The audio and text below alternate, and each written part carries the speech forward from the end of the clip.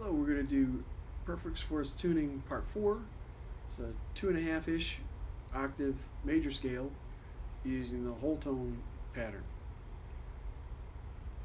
So this is a way to play basically one shape across all 6 strings to get through a major scale. So we're in perfect Force tuning here. I'm tuning the top strings up, which I usually prefer to turn the bottom strings down, but I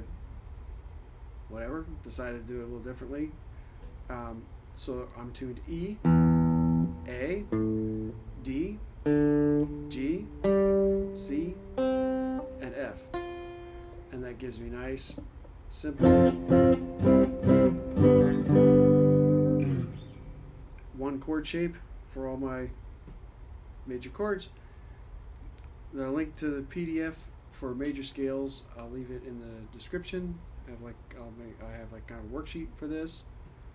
In other videos I've gone over the major scale. I'm sure that you've seen the major scale before. This is how it looks in perfect force tuning.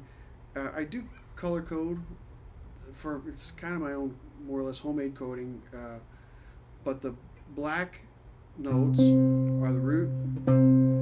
And then for the major seconds, the D, all the D's are the same color. It's kind of light green. And the F, D, and then the E is a major third, F is a fourth, perfect fourth, G is a perfect fifth, A is the major sixth, B is the major seventh, and we're back to C. So using this pattern, we're just going to stick with we're going to use this shape, these two, and we're going to see how they repeat across the neck. So the other shapes we're going to get into again later, but we're going to focus on this whole pattern, and then we'll see by shifting we cover all the notes, and we're going to do other videos on whole half and half whole.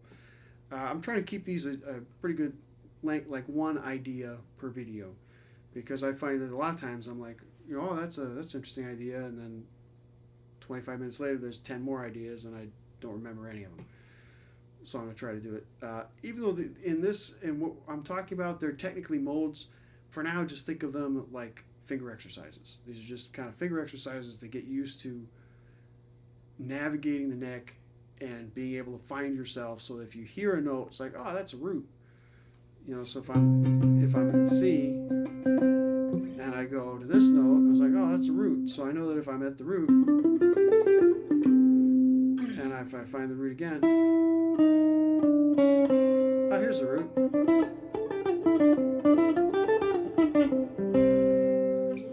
And here's the root over here. Aside from my sloppy playing, with perfect fourths, that's one of the really beauties of this perfect fourth system that I like, because once you learn the finger pattern, you can play it same finger pattern on all your strings.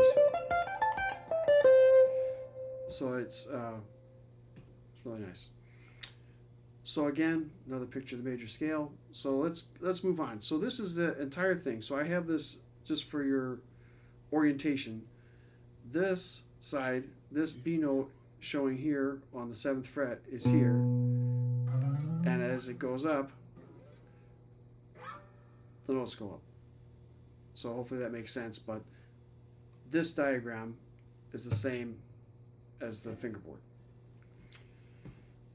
This diagram is probably more what you're used to. So we'll talk about this for a second. So notice that in my color coding, the colors are kind of, you see patterns in the colors as well as patterns in the shapes. So starting here on the 8th fret with C, we're going to go C, D, E, F, G, A, B, C. And the reason why I made the B kind of like a hollow shape, it's still a note in the scale, but we're going to use it as a transitioning note to slide and then the pattern repeats. So we're up an octave already. So we go C, D, E, F, G, A, B, C, and we're starting again, and we have the same 3-note pattern. We're at the B again, and then we go up to C, and I kind of penciled in the last 2 notes.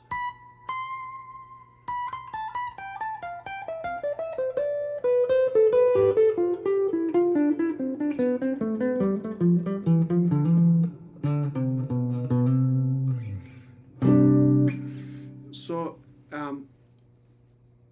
once you practice this, I would recommend, if this is super easy for you, then you probably don't need this. But for myself, I found that I practiced this for weeks. This and the variations on this for weeks, just very slowly going.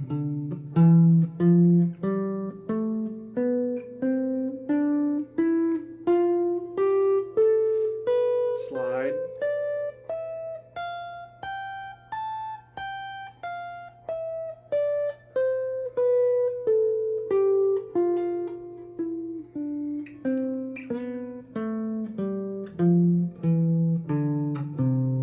And just work on getting nice, clean tones. Make sure your fretting is good. Because as I've said in other places, doing this and then you can change keys, but as just part of the exercise and going diagonally up and down, this was something that I had not really been doing before. But after you build up a little bit of speed, whoops.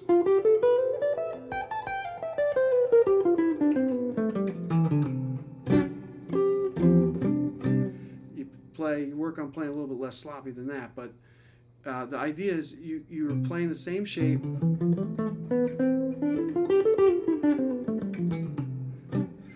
over and over again, and you're just getting your fingers loose and getting that sound under your fingers. So go ahead and try that. For the next 2, I'm going to show the patterns on the using the whole step, half step, and then the half step, whole step pattern next. So you'll be able to work through the major scale with all 3 of those shapes. So you're really taking I'll go back a little. You're taking the string pairs and treating them. It helps maybe to think of them as like 3 string pairs. So here's the first one. There's your connecting note. There's your connecting note again.